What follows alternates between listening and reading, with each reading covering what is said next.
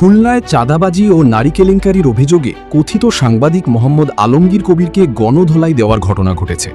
স্থানীয় সূত্রে জানা যায়, দীর্ঘদিন ধরে তিনি সাংবাদিক পরিচয় ব্যবহার করে বিভিন্ন সরকারি ও বেসরকারি প্রতিষ্ঠানে ভয়ভীতি প্রদর্শনের মাধ্যমে অর্থ আদায় এবং নানা অনৈতিক কর্মকাণ্ডে জড়িত ছিলেন বলে অভিযোগ রয়েছে।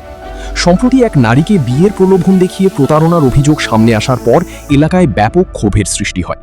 পরে স্থানীয় জনতা তাকে আটক করে জিজ্ঞাসাবাদ করলে অভিযোগের বিষয়ে তিনি স্বীকারোক্তিমূলক বক্তব্য দিয়েছেন বলে দাবি করা হয়। এক পর্যায়ে উত্তেজিত জনতা তাকে গণধোলাই দেয়। পরে স্থানীয় গণ্যমান্য ব্যক্তিদের উপস্থিতিতে তিনি লিখিত মুচলেকা দিয়ে ভবিষ্যতে সাংবাদিকতার পরিচয় ব্যবহার না করার অঙ্গীকার করেছেন বলে জানা গেছে। তবে এই ঘটনায় এখন পর্যন্ত আইন শৃঙ্খলা রক্ষাকারী বাহিনীর কাছে কোনো আনুষ্ঠানিক অভিযোগ দায়েরের তথ্য পাওয়া যায়নি। এ বিষয়ে স্থানীয় সচেতন মহল বলছে, সাংবাদিকতার মতো গুরুত্বপূর্ণ পেশার পরিচয় ব্যবহার করে কেউ যেন প্রতারণা, চাঁদাবাজি বা ব্যক্তি স্বার্থ হাসিল করতে না পারে, সেজন্য সংশ্লিষ্ট কর্তৃপক্ষের কঠোর নজরদারি ও প্রয়োজনীয় ব্যবস্থা গ্রহণ করা জরুরি।